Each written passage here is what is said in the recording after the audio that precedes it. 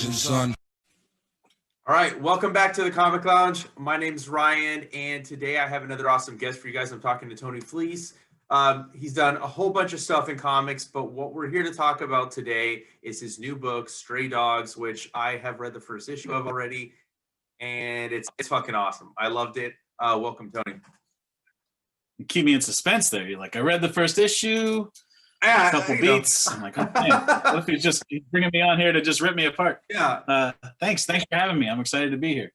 Yeah, it's my pleasure. I'm really glad I got a chance to read the issue before I talked to you. I wasn't aware Image was going to send the advance PDF this morning, but the Collector's Paradise where I work, which we'll talk about later, they had those preview copies, I think, from Comics Pro. So I saw it and I'm like, Ed, I'm going to talk to Tony. Can I borrow the book? Because I have to read it physically. I don't really like reading on a computer where I'm like scrolling. But before we talk about the book, I always like to kind of break the ice, ask everybody I'm talking to, especially if it's the first time, what started their love for comics? I read comics early. I was slow to start reading in the first place. Like I didn't read confidently until I was like 6 or 7. And then when I found comics around that same time, and I would start to get them at grocery stores or 7-Elevens. I remember I got the Death in the Family Batman trade paperback. Like that was one of the first trade paperbacks that I remember being around, and I had that and I treasured it. I was just like, the comics are serious. It's got Batman's in here having real drama. I had watched the Batman TV show, so I knew about who Batman was. But then all of a sudden, oh my God, people are dying. The Joker's he's got like desert clothes on. The whole situation. But I'm 42 years old, so I'm smack dab in the center of the Image generation. So I fell in love with X-Force and Jim Lee's X-Men, and then all of a sudden those guys were just completely unrestrained and got to do their own thing, and that's where I really that's the time in comics where that was the most formative for me, where I was just like, oh, this is incredible. These people just do whatever they want. The comics are, when you think comics are just like these characters, Spider-Man, the Avengers, X-Men, and then all of a sudden it's just oh, they can just do whatever they want. Savage Dragon's just got a new character every week. He's just making these people up, or he's got these characters that he's had for, since his childhood. So that period, that's sort of 90s Image and 90s independent boom was really formative for me. That's it sounds like you too. I'm 33. I'll be 34 next month. But I was later to Image, right? So when Image was formed, I was 5. So I discovered the Image. I discovered the Image books from the dollar quarter bins. You know what I mean? But I picked them up and I liked them. And I'll tell you what, this entire pandemic, I've been buying a lot of them that I didn't have because I started getting nostalgic for it. I watch a lot of Cartoonist Kayfabe, if you're familiar with that channel. And they talk about it a lot. So I was like, man, there's a lot of stuff I missed, and it's cheap. It's not hard to get. I think everybody could say they're not that well written, but they were fun, and the art is really fucking awesome. You can see it, how it's these guys were unleashed upon everything. All the chains came off, and they just did whatever the hell they wanted, and it comes through in the work. I mean, Todd McFarlane talks about all the time about having editors on Spider-Man and higher ups on Spider-Man telling don't do this, don't do his webbing like this, and then just to get to see what a guy like that would do if nobody told him what to do. Very inspirational. And I feel just my own personality, I hate to be told what to do, especially creatively, so I'll take notes from editors or from friends and stuff like that, but I always have this this piece of me that's just no, I know what it is, just let me show you. And I feel that comes from seeing these guys do that, seeing artists who are no, let me show you. And then when they show you, it's oh shit, this is look what they're doing, What was your favorite Image book, if you don't mind me asking? Originally, I was a huge Youngblood fan. I was a major Rob Liefeld fan. And then he kept getting artists on those, because it was Youngblood started out and it was just Rob Liefeld, and then the spin-off book they did, Youngblood Strike File, he brought in Jay Lee, and that was crazy. Like because like I had been a fan of his, so he just kept having these artists, and then Stephen Platt. So I was like a big Extreme fan. And then I just did a podcast a couple of days ago with my buddy Ramon, where we talked about Wildcats. I was a huge Jim Lee fan. You know, I feel like I was probably Youngblood #1. Like I would get most excited about Youngblood stuff, but I was there for Youngblood and Wildcats for sure.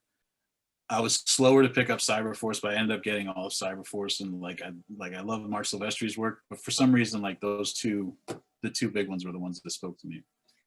I think Wildcats was because at the time that I discovered them was when I was starting to become a fan of Jim Lee and stuff. But Savage Dragon was the one that I kind of gravitated towards when I was like going through the bins. I don't know. There's something about. I mean, I still read Savage Dragon. Yeah, but I think it's a testament to like, man, the dude's done 250 came out this week. That's insane, dude. Like that's dedication, and that's I think it like to me that's another like level of why I love it so much, because he didn't set out to do anything other than like I want to do my character. I want to do a comic book, and that's what he did. He didn't like he did the show. I guess the show came out right and some action figures, but for the most part, it was all about doing comics, and I think that story behind it is why I love that book so much. And the Young Blood, obviously, I really liked. Spawn, I liked the early issues, but then, and then Capullo stuff, and then after that, I kind of fell off. But yeah, I'll dip back in on Spawn when they do something exciting. Like when Eric Larson and Todd McFarlane did Spawn like 2 years ago, that was amazing for me just to see. Because I love whenever McFarlane inks over somebody that I like. Like I loved it when he would ink Liefeld back in the day. Yeah, dude, even those are good. Like Spawn 300 had him inking like J. Scott Campbell and just like just all this interesting stuff that you're just like, oh, I wonder what it looks like when he. So yeah, I'm a big fan of those guys' stuff, and not exclusively, but like that was sort of what opened me up to other independent stuff and sort of like the book, like the smarter 90s comics, and that sort of led me to where it was just not like this is just a thing I liked, or this is just like, oh, this is what I want to do. Like when I read books like Your Bullets, and Strangers in Paradise was really formative for me. I was just like, oh, these can be about anything. Like, there's no rules for anything, and you can make it like as real or as crazy as you want it. So I'm happy that that's the sort of stuff that was coming out when I was my most spongy and my most formative, Yeah, definitely, dude. But let's talk about your work. So, you've like I'll be honest with you, like full disclosure. This is the first book of yours that I read.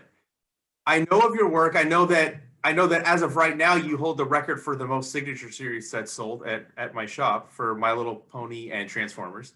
And Stray Dogs is going to be right up there with it. So I know that you worked on that book.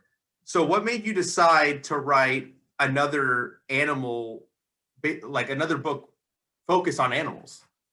Obviously with a more darker tone. It's not My Little Pony. I mean, you're even the cover is homaging. Oh my God. Silence of the Lambs. Yes, Silence of the Lambs. Sorry, I don't know why I remember the name of the movie. I would be sorry. That movie's like 30 years old too. No, I like drawing ponies.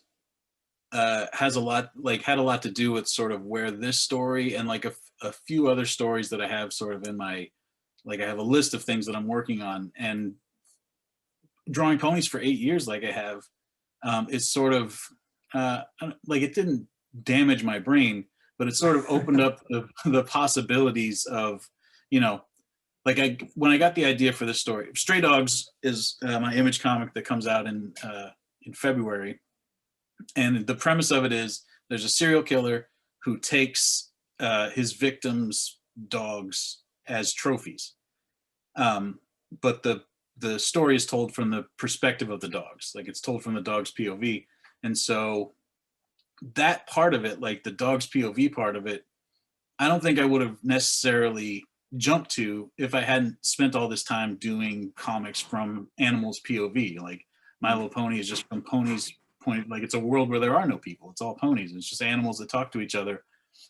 And when I had the idea for Stray Dogs, we were watching a murder show and I left. I went to the bathroom and I came back, and the serial killer had a dog, and I was just like, oh, did he kill somebody and take their dog? And they were like, my studio mates were like, no, that's not what happened. And I was like, oh, that's interesting though. That'd be cool if that happened. But then I didn't, like it didn't spark any sort of other creativity. It was just like, oh, that's an interesting idea.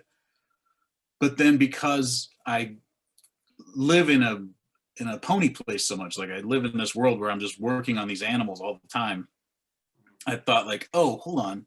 What if it's, instead of being from like the cop's perspective or the victims or the killer's perspective, just from the dog's perspective, that's a whole different thing that like nobody's done before. And so that directly comes from ponies. Like it directly comes from working in animal comics and funny animal comics, and also probably from the like the insecurity and like the begrudging, people just like, oh, these comics for kids, funny animal comics, nonsense. I'm just like, fuck you. What if like what if I made one that was crazy, So I made one that was crazy. Right off the bat, like I'm looking at the art behind you right now, and as you see the cover, and it doesn't, like, you wouldn't expect the story that you get when you open the book, right? Unless you know the premise, which, by the way, I love the idea. I know you don't really say it in the book, but you just said it out loud, and I kind of already like figured that this serial killer was keeping the dogs of all of his victims. So, like, and each dog has, I love that each one already you can see like a little bit of their personality coming through the ones that are talking, right? Do you have like a backstory for each of the where those dogs came from and the victims of the serial killer? Has that been something you've thought about, or? Oh yeah, we definitely thought about it. Some of them are more fleshed out than others because they're like actual story points and stuff. Okay. But some of them, like there's the dog Gucci, who's a Chinese crested, who's just sort of like a princess, and you figure like that she comes from like like she was like somebody's purse dog, like a like a Instagram girl kept this dog, this cute ugly little dog in her purse, and the sort of rule that we run by is that all the dogs sort of have the personalities to match their owners, so like or that it's not like we ever see too much of their owners' personalities, but we just, the way I explain them having personalities, or like dogs saying like, oh my God, when instead of just being like, do dogs know who God is? It's like, well, no, but their master probably said, oh my God, all the time, so yeah, we've sort of thought through where these dogs came from. That has a lot to do with like the character of them, not necessarily the design of them in all cases, but definitely in the like how they behave, for sure. Okay. I want another thing that I thought was really intriguing was the way that you're showing memory with the dogs and the way they retain their memories. Even one of the dogs says something, Sophie, the main dog of the current, victim that the serial killer killed, they're like, oh, she can't remember anything.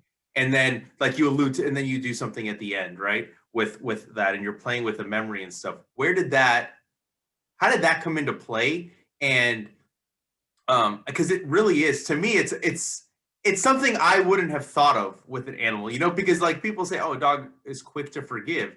And the possibility that could be because like, well, you can smack them one day and the next day they don't remember, you know what I mean? So like all these thoughts were going in my head as I was reading, which just added so many layers to the book. That is what really grabbed me. So I had to ask you, like, where did the idea for that come from?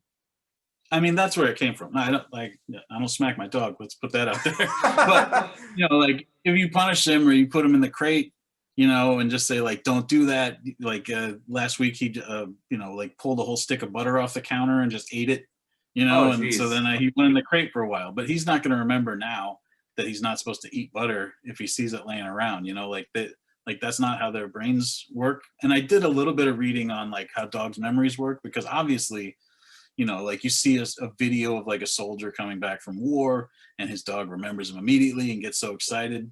And so we just sort of set up rules where like they remember important things, and we do it in the first 2 pages of the comic. Basically, like there's a scene where we sort of set up the rules of dog memories, where they remember important things, they remember their name, where the food is at, but they don't necessarily remember like what happened on Tuesday, you know? Right. So the repetitive stuff, the stuff that's done over and over, like Pavlov's dog kind of deal. Well, and then that comes from like dog training too, you know, like if you tell a dog, you know, sit and they get a treat, if you tell them once, that's just like, well, I got a treat. But if you do it like, you know, every day or 5 times a day or whatever, then they understand that, yeah, Pavlov, they say like, oh, when I sit, he'll give me a treat. Or if I go over here and do this good thing, I'll be rewarded. And so we sort of work that into the how their minds work.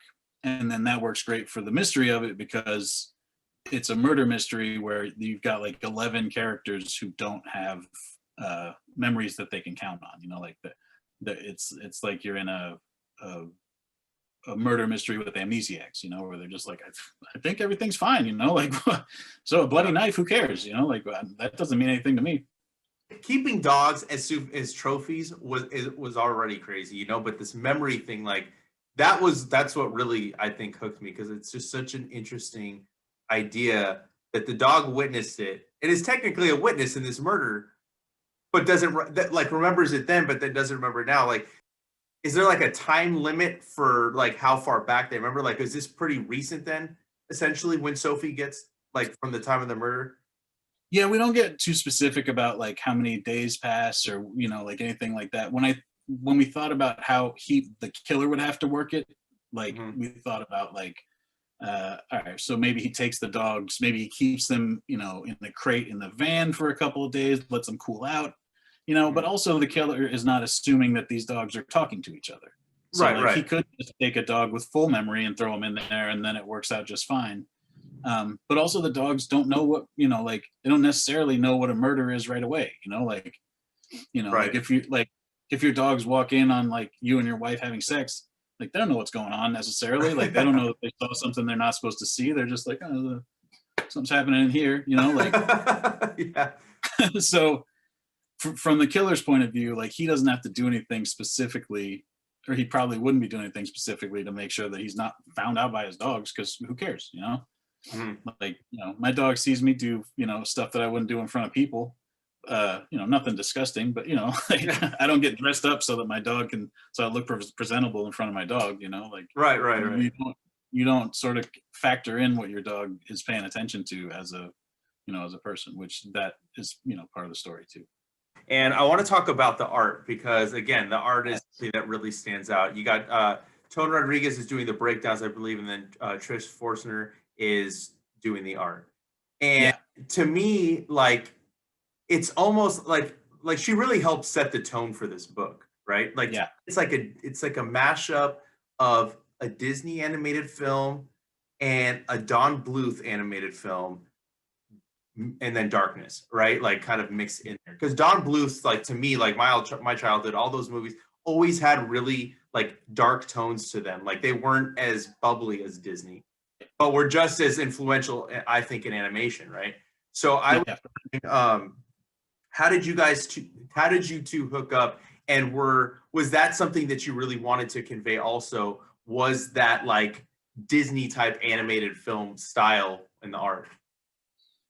Oh yeah, 100%. Like that's why I went to Trish right away, because I was like, I know she could do that. Like I draw cartoony, but I can't do this style that she can do. And I wanted the book to look exactly like this style. Like I wanted it to look, like you said, like a combination between like a Disney feature, a Don Bluth feature, and then those Don Bluth comics did get really dark and scary. But then they were also like the stakes, even in like All Dogs Go to Heaven, where you've got like dogs, you know, dying and going to hell. The stakes didn't seem that scary, because like even when they go to hell, they're still there, you know, like they're still alive. Or when they go to heaven, they're still alive, you know, like there were stakes. But I wanted to try and do like a book that looked like that, but had stakes like a real crime story, like a real murder story. And I knew Trish from ponies. Like I met her at pony conventions, which is like a whole thing. Like there's hundreds of them. And it was like a huge thing for me as like an artist that just sort of broke into doing licensed comics for my first big book to just be like, oh, there's already a fan. It'd be like if you got cast on Star Trek, you know, just like, oh, you Right. can go make money every weekend, you know, like you're Mhm. on Star Trek now. And at those shows, I met Trish, and there are always like these artists who you meet them and you're just like, geez, you're better than any of us, you know, like there's like 5 of us who draw the comics regularly. And then we would go to these shows and there would just be other artists, like fan artists and community artists and stuff. And they would just be incredible. And some of them you could tell why they were fan artists, you know, uh, like they just didn't have the hustle or the drive to do, you know, like do it for comics or animation or whatever. Like they can do it on their own time, but might not have the ambition to just be like, oh, I can just hustle on this all the time and just make this my thing. Or they might make more money just doing fan art, you know, like whatever the case. Right. But Trish, she would do work for the conventions, and like all these conventions would have like a program, and they would have signage, and all this stuff would have drawings on it, and she would do all that stuff for like the big shows.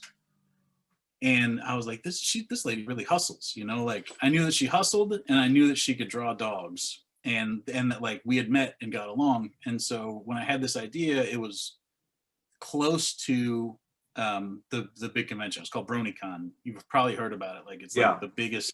They would have it on the news because it was this big, like all these bronies would show up in downtown Baltimore and just take it over for a weekend. And so I was like, I'm going to talk to her about this when I go there, and see if she wants to get down with me, because like I said, I saw her art style and I was just like, it's perfect. Like this, if this book can look like this, it'll be exactly what I want. But I was a little bit concerned because I knew she liked My Little Pony, but I didn't know her other than that. You know, like I was just like, oh, you know, what if I tell it? Because some of these My Little Pony people are just like, they just like that, you know. Mhm. And so it's just like, if I go like, let's do dogs and there's murders, they just be like, nah, I'm here for friendship and magic. I don't want murder dogs. But I told her about this, and the way that I pitched it to her was just basically how the first issue is, where it's like there's a new dog, she shows up at a place, she's not sure what's going on, and then she realizes that, oh wait, the person that brought her here is a killer and killed her master, you know. Mhm. And when I got to the point where I was like, oh wait, Trish was just like, I could see she was just like like she was into it. And she was into it, you know, like, so then we started emailing and texting and just like, all right, let's really do this. So we started, you know, trading back and forth designs. And it's been a really collaborative process. On the one hand, because Trish is a newer artist, like she's done a few issues of ponies now. But this is like her first big, you know, major work. And so me having done comics for so long, and Tone having done comics for so long, we're able to sort of give her the framework to jump off of as far as like layouts and backgrounds and stuff. And then she just gets in there and goes nuts with these dogs and does, like, you've seen it, like the character that she draws into them and the emotion. And when a dog's supposed to be afraid, your heart breaks, you know?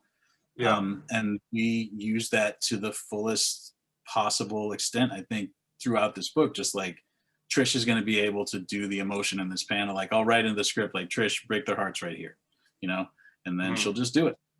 So it's she's like a dream collaborator. I'm so lucky and honored that she decided to do this thing with me, because also it's an image book, so there's no money until we make money off of it, you know. So I was basically saying like, hey, do you want to for a couple of years just spend all your free time not making money with me on this thing?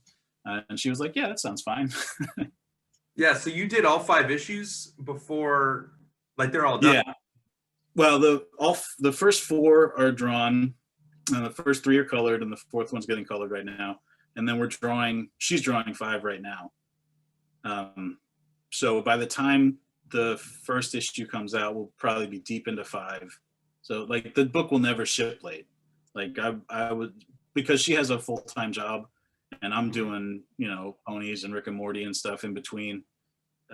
Working on this, we wanted to make sure that Image's deal is like they want you to have the first 3 done, but we wanted to have most of it done before it's shipped, just because, you know, we're new Image creators, like people are taking a chance on us, and we didn't want to be one of these books that, you know, 2 issues come out and then nothing. So we wanted to make sure it would all be there.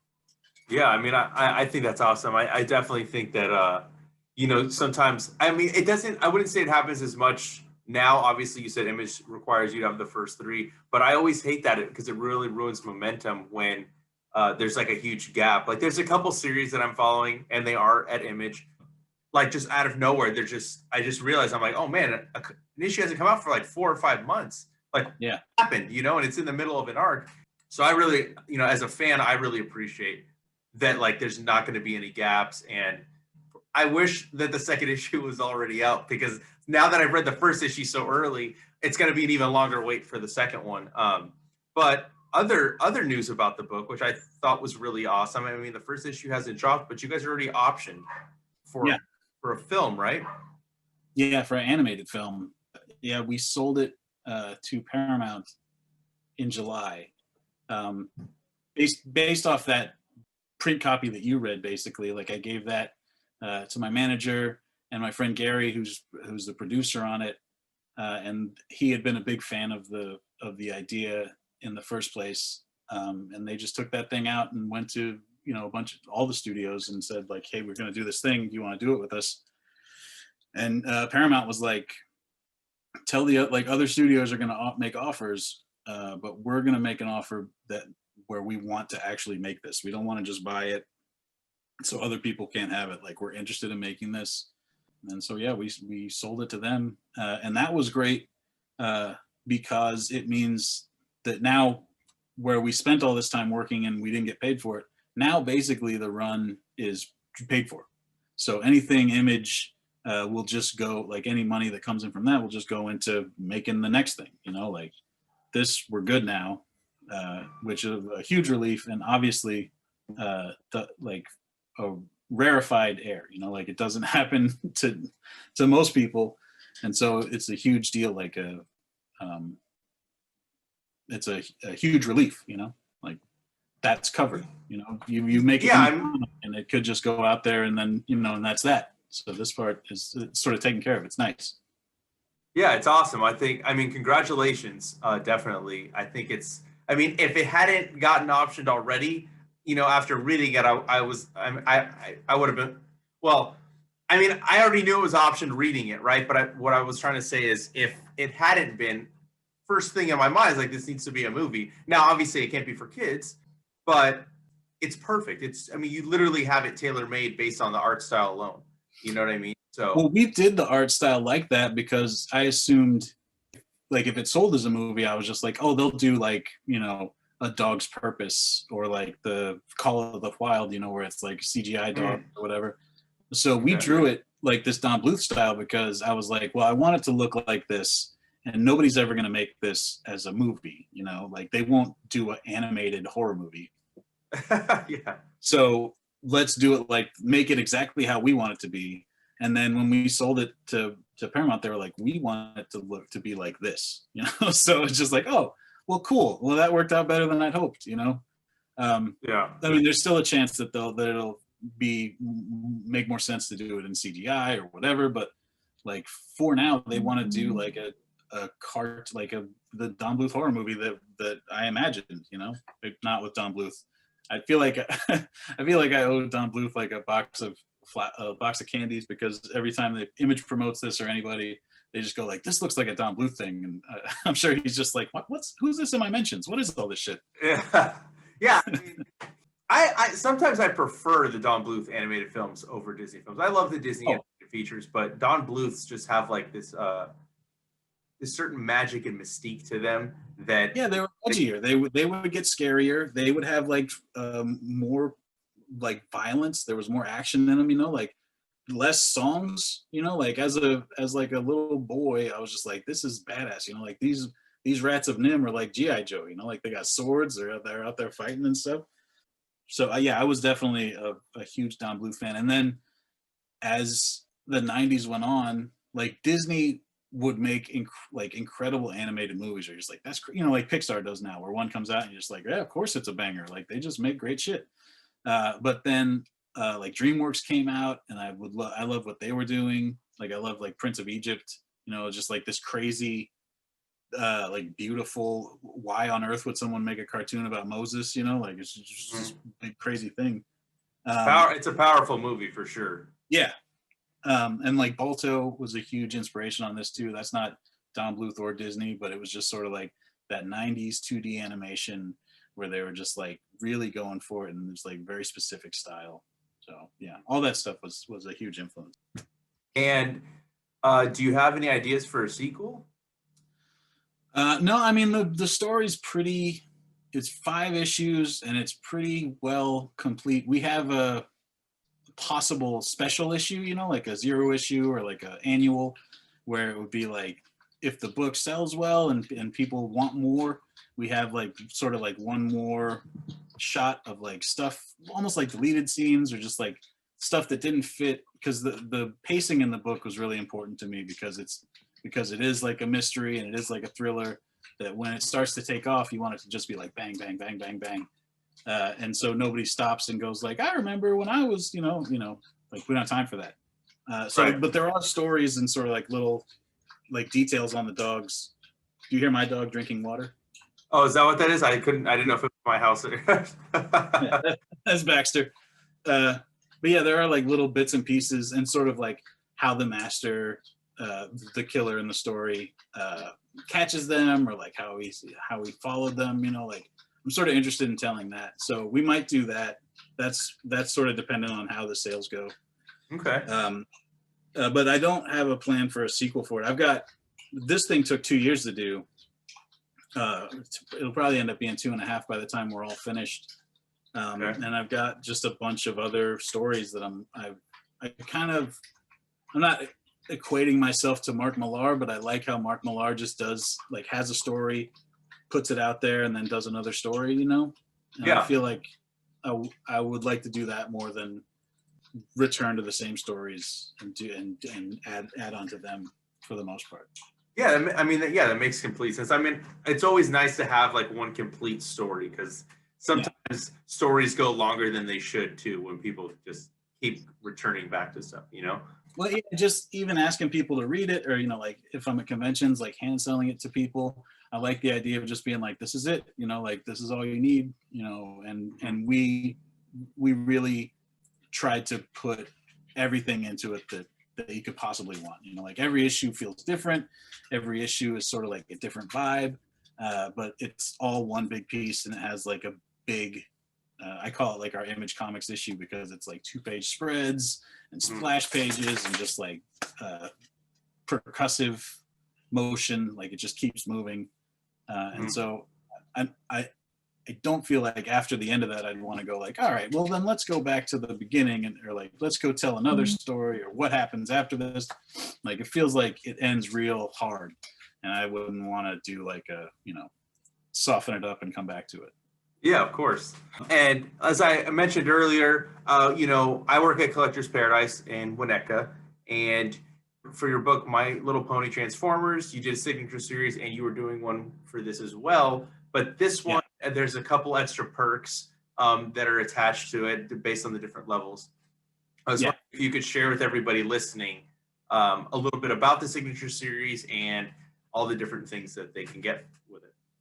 Yeah, so signature series, me and Ed Greenberg from Collector's Paradise sort of came up with together. And it's a great way, especially for like fans who aren't regular Wednesday shoppers, or like my family on Facebook, or, you know, just like people that don't know, oh, you got to go in and pre-order, have a hold file, stuff like that. Like if they want to get the whole series, this is a great way to do it, because you're basically just sending money now or whenever. And the base one is like $20, and you get all 5 issues. And they come signed, because the Collector's Paradise store is, you know, like less than a mile from me, or less than a mile and a half from me. So I drive over there, and I'll just sign however many of them he sells. And then in July, when the whole thing's wrapped up, he'll send you just a package that has all 5, and you can read through them right now. So the only downside is that just like if you have to read it right now, like this one you got to wait for July. But they all show up signed, and there's a certificate of authenticity, you know, like it's all legit and cool. But in this case too, because Ed's a friend of mine, he was a fan of the book since Comics Pro. Like I went to Comics Pro, and it was cool because I've had books before, and Ed's always just been like, yeah, whatever, it's fine, you know. And but I was talking to him about trying to like interact with retailers and how can I sell more, because I was working on a thing and it hadn't sold very well at all, and I was just like, what do I do? And he was like, oh, come to Comics Pro with us and bring copies of your books, like get copies made and give them out to these retailers, and we'll talk to them. And you know, and I was like, oh, okay, cool. And so I made up those Stray Dogs preview copies, the one that you read. And Ed read it, and all of a sudden it went from like, I was just like his dumb little buddy to he was just like, oh, this, you've made a real thing here, you know. And I was like, oh, thank you. So he's been like way on board for it since then, you know, like he's been very excited for it. And when this was coming out, I was like, oh, we're gonna do a signature series, right, like we did for Transformers. And he was like, oh, of course. But beyond just the regular $20 and you get the whole thing sent to you, Collector's Paradise and the shop in San Diego called Nowhere Games and Comics did an exclusive variant cover for all 5 issues, which are photo covers of the missing posters of these dogs. So it's sort of like a conceptual photo cover where, all right, we live in a world where this guy's been kidnapping these dogs, so there would be like missing posters for them. And so all 5 issues will have a different missing poster for basically like the dog that's the star of that issue. And the first 2 of those are up right now on their website and on Twitter and Facebook and everywhere. And so you can get also, I think for just $20, like the straight, all 5 of the variant covers. And then we did movie covers for every issue, which there's a Silence of the Lambs one. There's a Pet Sematary one for issue 2. It's not out yet, but issue 3 is Annabelle. And then 4 is going to be Demons by Dario Argento and Lamberto Bava, which nobody will care about except for like me and 6 people. But I was like, that's my book. I want to do this. And then the last one I'm drawing right now, and it's Friday the 13th, the first Friday the 13th Nice. poster. So you can get all the movie posters for regular price. And then you can add on sketches, like sketch covers by me or Trish, who draws the book, or Tone Rodriguez, who lays out the book. So it's basically like just like a smorgasbord. Like if you like the idea of this book and you want sort of like the coolest setup you can possibly get, or you want to get everything from it, you can just hit up Ed and get everything there. And then what they just put up is Images doing a animation cell acetate cover. That's dope. As like a incentive variant. So like stores have to order a certain amount of books and they can get this incentive cover. And yeah, so it's like it's the first issue cover, and the background is on a layer, and then the dog and the logo are on an animation cell that's on the front. And that's super cool. Like, so that's psyched awesome. about that. Yeah, and Ed's got I think limited to 100. He's got copies of that, and then those will all be signed by me and by Trish. And yeah, same deal. So Ed's been super supportive, and Collector's Paradise has been super supportive of this. And I'm trying to be super supportive right back, because it's a big deal for me. You know, like coming from indie comics, every book you put out, you're just like, please, you know, come along on this ride with me.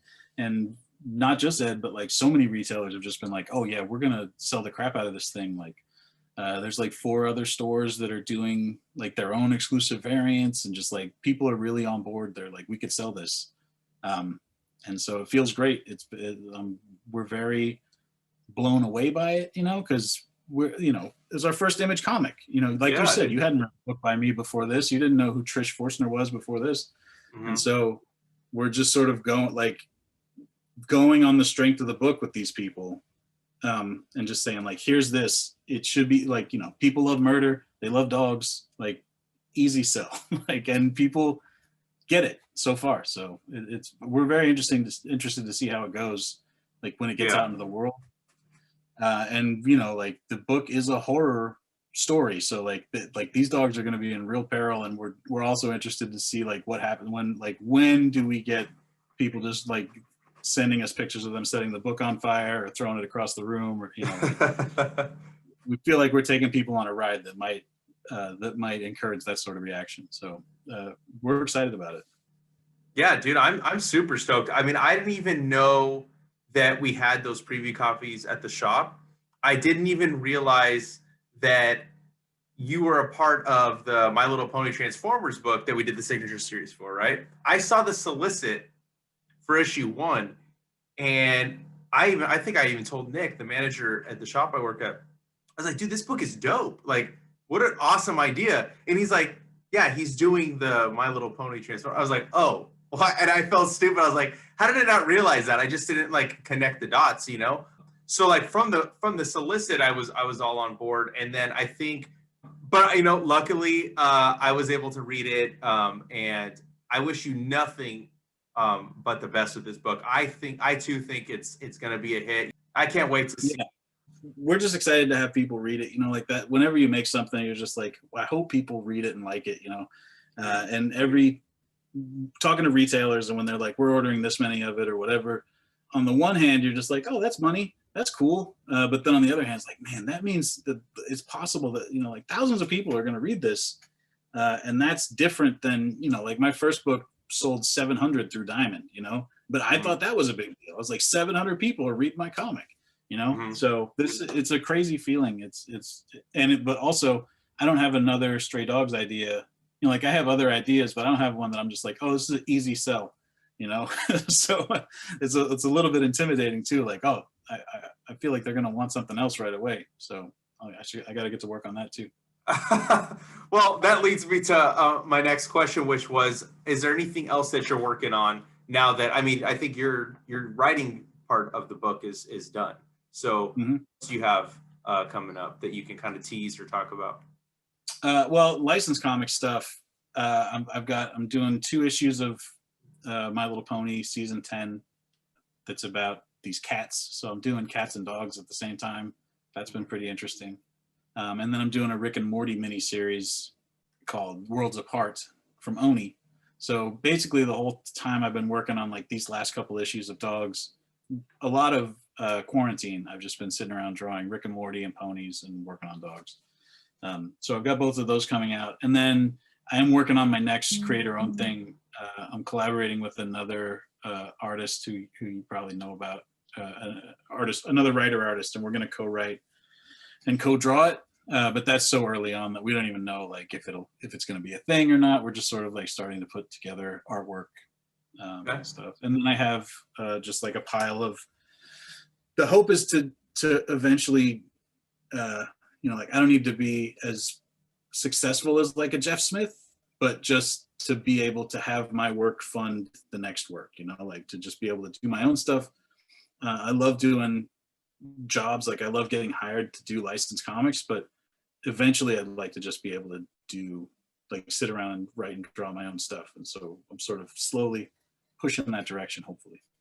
Like I said, I'm already all in for the book. I hope everybody listening, watching, make sure you go check this book out when it comes out. Make sure you pre-order it. I'll throw the links down below for the signature series as well.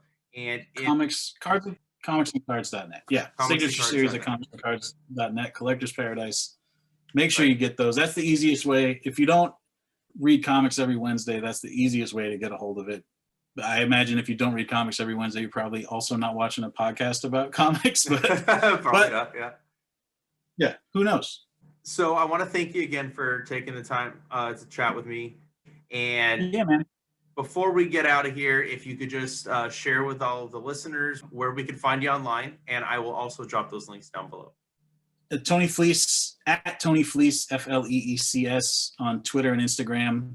Facebook, you can make friends with me, but I mostly just talk to my cousins and stuff on there. So Twitter and Instagram are better.